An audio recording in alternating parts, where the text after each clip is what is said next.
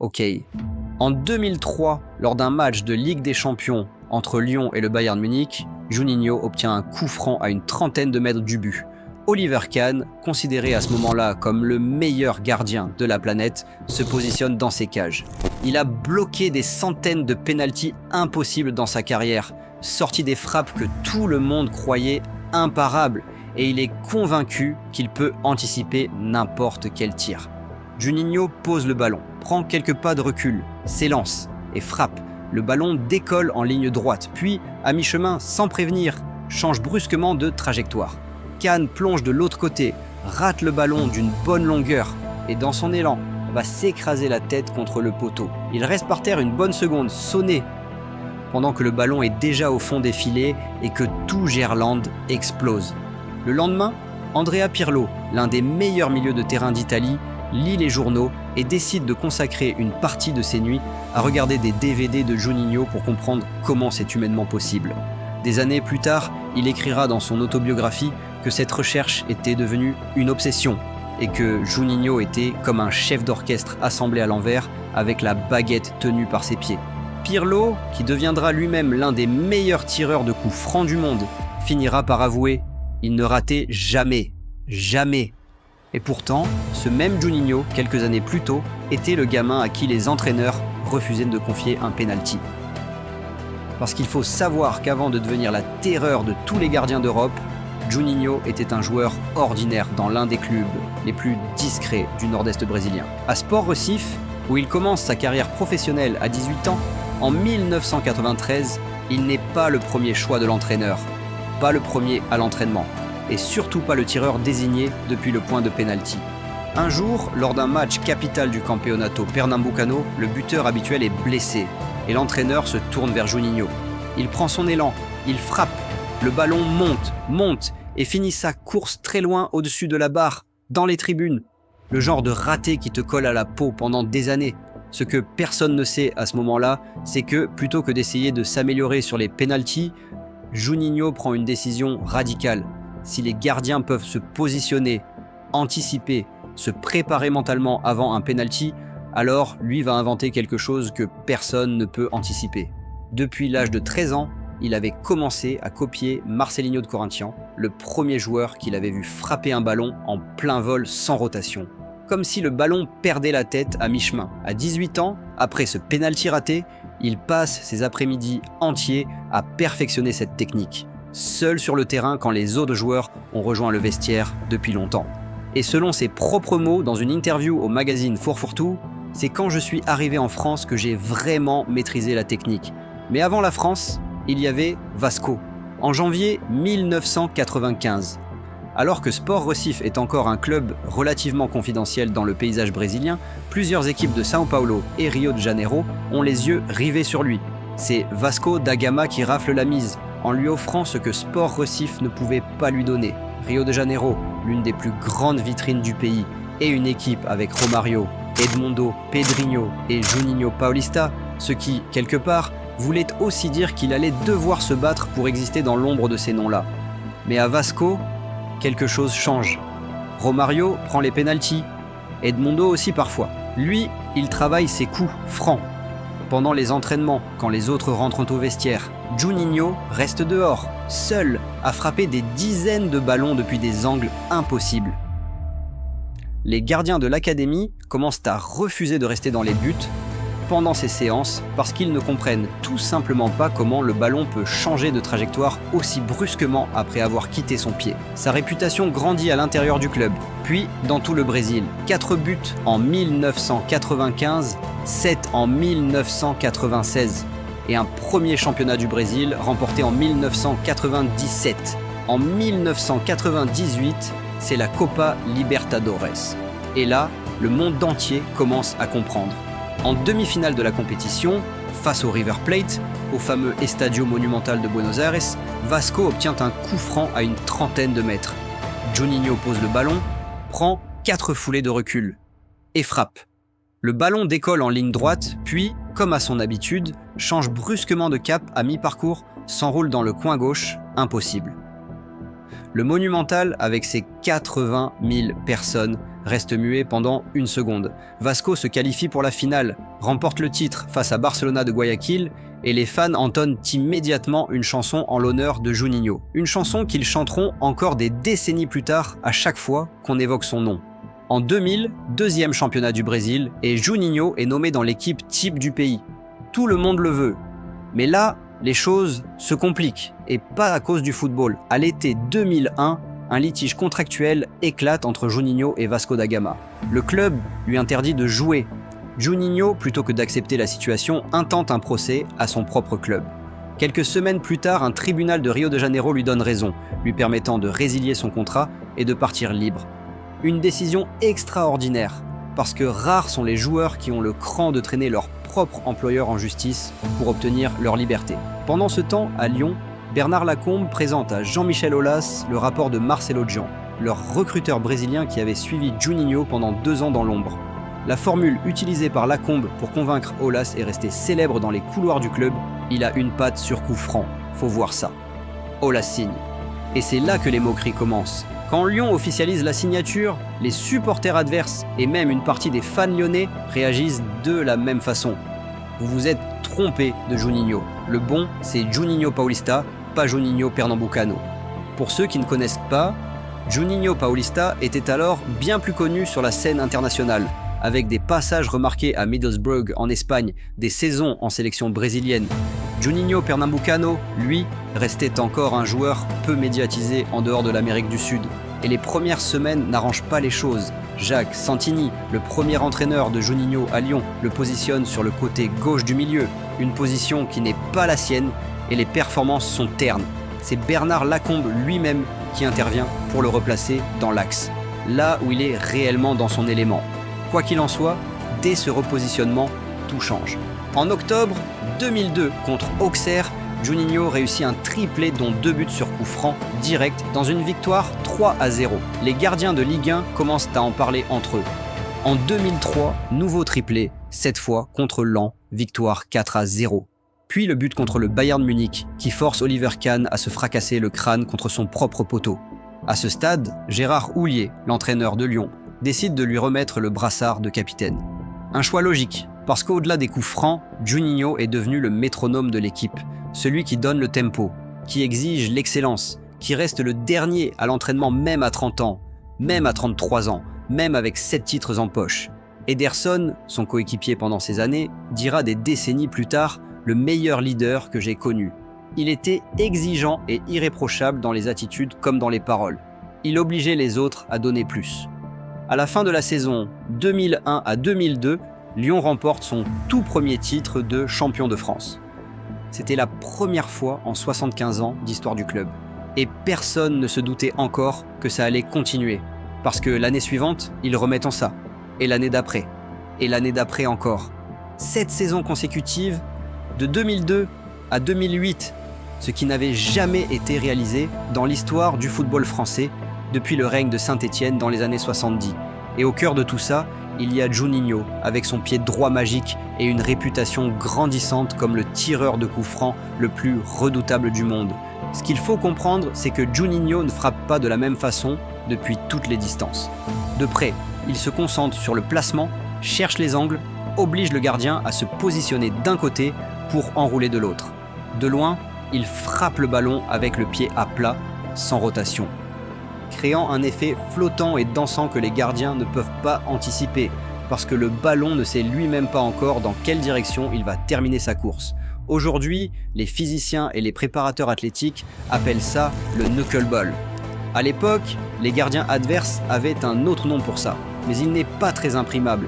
En 2006, Juninho plante un coup franc depuis plus de 40 mètres face à Ajaccio en championnat, un tir tellement improbable que le gardien adverse ne s'est même pas baissé pour l'intercepter, persuadé que le ballon allait finir au-dessus de la barre. En Ligue des Champions, il recommence contre le FC Barcelone, depuis quasiment la même distance absurde, un but qui fait le tour de l'Europe. En 2008, contre Nice, encore 40 mètres, encore les filets d'Armal qui tremblent. Et en 2009, lors d'un de ses derniers matchs sous le maillot lyonnais contre Marseille, même scénario. Au total, depuis son arrivée à Lyon, il est directement ou indirectement impliqué sur 40% des buts de son équipe. 40%. Pour un milieu de terrain, c'est un chiffre d'attaquant star. Pas de milieu organisateur. En 2006, Juninho est élu meilleur joueur de Ligue 1 par l'UNFP. La même année, l'Union syndicale des journalistes sportifs de France le désigne sportif de l'année, devant Laure Manodou et Sébastien Loeb. Un footballeur brésilien, meilleur sportif en France, devant une championne olympique de natation et un champion du monde de rallye. Et comme si ça ne suffisait pas, il fait la couverture du jeu FIFA 2007 aux côtés de Ronaldinho, ce qui en France à l'époque était un peu l'équivalent médiatique du Ballon d'Or. 6 trophées des champions. Une Coupe de France. Et même si aucun Ballon d'Or n'arrive jamais, parce que les joueurs de Ligue 1 sont historiquement mal servis par cette récompense, personne dans le milieu du football ne doute qu'il est l'un des meilleurs milieux de sa génération. Mais il y a quelque chose qui ronge Juninho pendant toutes ces années de domination en championnat, et c'est l'Europe. Lyon atteint les quarts de finale de la Ligue des Champions à 3 reprises, éliminé par Porto en 2004, le PS Eindhoven en 2005, l'AC Milan en 2006. À chaque fois, Juninho est là, décisif, avec des buts importants, mais à chaque fois, une petite chose se passe mal. Un but concédé bêtement en fin de match. Une occasion ratée dans les dernières minutes. Pire encore, en 2008 à 2009, Lyon affronte le FC Barcelone en 8e de finale. Juninho inscrit un coup franc sublime sur Victor Valdés lors du match aller à Gerland le 24 février 2009, son 17e but en Ligue des Champions, ce qui fait de lui le meilleur buteur de l'histoire de l'OL dans cette compétition. Mais le match retour au Camp Nou est une autre histoire.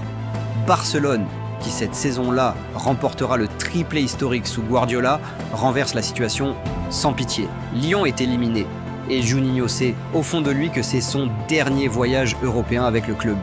Avec le Brésil, l'histoire est presque aussi douloureuse. Il est laissé de côté pour la Coupe du Monde 2002. Une blessure au genou l'écartera des listes, et le Brésil gagne le titre sans lui. En 2004, Copa América, même scénario. C'est comme si les plus grands trophées lui glissaient systématiquement entre les doigts quand ça comptait vraiment. Mais en 2005, lors de la Coupe des Confédérations en Allemagne, il marque enfin son premier but en sélection. Sur coup franc, évidemment, dans une victoire 3-0 contre la Grèce, championne d'Europe en titre. En 2006, lors de la Coupe du Monde, il marque contre le Japon d'un knuckleball depuis l'entrée de la surface en pleine course. Un but en jeu ouvert cette fois. Ce qui surprend presque les gens tellement il n'associe son nom qu'au coup de pied arrêté. Le Brésil sort en quart de finale contre la France, un but de Thierry Henry bien servi par Zidane, et Juninho annonce sa retraite internationale dans la foulée, préférant laisser sa place aux jeunes pour préparer 2010. Ce que peu de gens connaissent, c'est que le 7 septembre 1999, Juninho a réalisé quelque chose d'unique dans toute l'histoire du football professionnel. Il a joué 2 matchs officiels dans 2 pays différents le même jour. Le matin, il entre en jeu en fin de rencontre avec le Brésil contre l'Argentine à Porto Alegre. Aussitôt après le coup de sifflet final, il prend l'avion, file à Montevideo et joue la seconde mi-temps d'une rencontre de Copa Mercosur avec Vasco da Gama contre Nacional d'Uruguay. 2 pays, 2 matchs officiels, même journée. Un record absolu dans la catégorie des anecdotes qu'on ne retrouve dans aucun livre de règles, parce que personne n'avait imaginé qu'un joueur pourrait tenter ça. En mai 2009, c'est le dernier match de Juninho à Gerland, face à Caen. Lyon termine 3e en Ligue 1 cette saison-là, fin d'une ère, et l'ambiance est à la fois mélancolique et festive. À un moment, Lyon obtient un penalty. Et là, quelque chose d'almost symbolique se passe. C'est Juninho qui se saisit du ballon, l'homme que l'on n'avait pas jugé capable de tirer les pénaltys dans sa jeunesse au Pernambouc. L'homme dont l'image est entièrement associée au coup de pied arrêté. Il pose le ballon sur le point de pénalty, prend son élan et frappe. Le ballon entre dans les filets. C'est son 100e but sous le maillot lyonnais, son tout dernier but pour l'OL, inscrit depuis le point de pénalty. Comme si le football, pour une fois, avait décidé d'écrire une chute parfaitement logique à une histoire qui n'avait rien de logique au départ. Jean-Michel Aulas valide sa demande de départ en conférence de presse, malgré une année encore sur son contrat, et Juninho prend la direction du Qatar. À Al Gharafa, il remporte le titre de champion dès sa première saison, est élu meilleur joueur du pays par la fédération qatarienne et continue de marquer des coups francs comme si rien n'avait changé à 34 ans en plein désert du Golfe. En avril 2011, il revient à Vasco da Gama, son club de cœur, Et lors de son tout premier match de retour, il marque, évidemment sur coup franc, un missile depuis 34 mètres contre Corinthians. Les fans de Vasco, comme s'ils n'avaient jamais perdu de vue leur Reizinho da Colina, leur petit roi de la colline, entonnent la chanson qui lui est dédiée depuis le but contre River Plate en 1998. 13 ans plus tard, la même chanson, le même joueur, le même geste. Fin 2012, Juninho signe au New York Red Bull en Major League Soccer, rejoignant un certain Thierry Henry dans une équipe improbable de fin de carrière.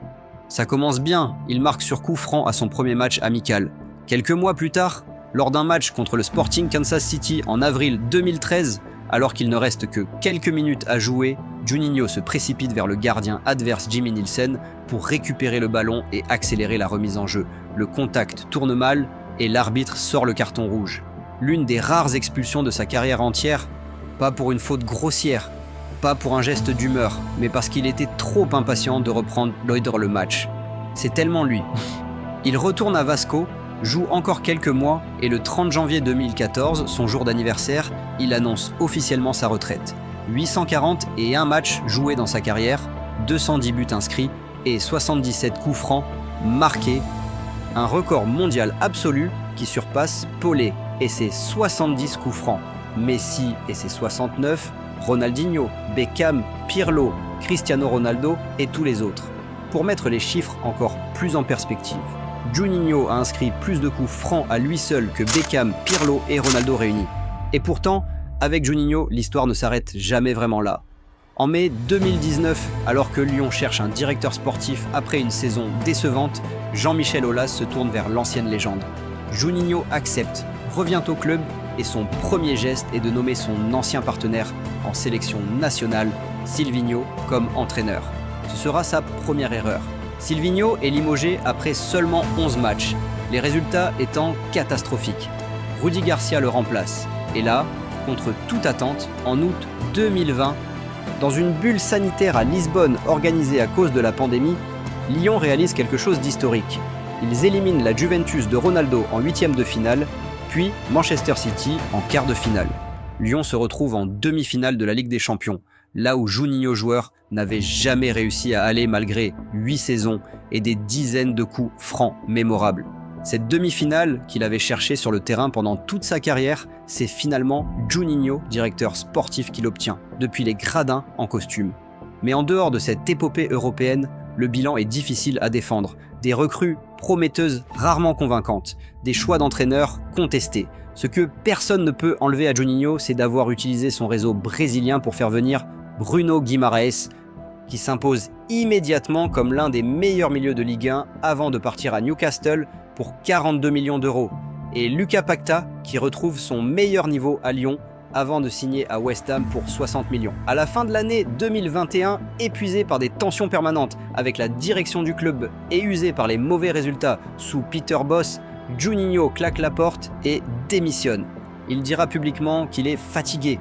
Les supporters lyonnais, malgré la déception, gardent leur affection intacte pour lui, préférant pointer du doigt la direction plutôt que leur ancien chouchou. Depuis lors, Juninho est revenu dans l'orbite de l'OL en 2023, cette fois comme conseiller du nouveau propriétaire américain John Textor, se rendant à Lyon une semaine par mois depuis le Brésil, sans réel pouvoir opérationnel mais avec l'aura permanente de celui que Bernard Lacombe appelait tout simplement le meilleur joueur de l'histoire de l'OL. Et pour les fans qui étaient là entre 2001 et 2009, le maillot numéro 8, les 4 foulées avant la frappe, et le bruit du ballon qui claque dans les filets d'un angle impossible à 40 mètres reste gravé de façon indélébile. Et si un jour quelqu'un leur parle du gamin du nord-est brésilien qu'on n'autorisait pas à tirer les pénaltys, qui a dû aller au tribunal pour quitter son club, qui est arrivé en France sous les moqueries et qui est parti avec le record absolu de tous les temps des coups francs inscrits en carrière professionnelle, ils savent exactement de qui on parle.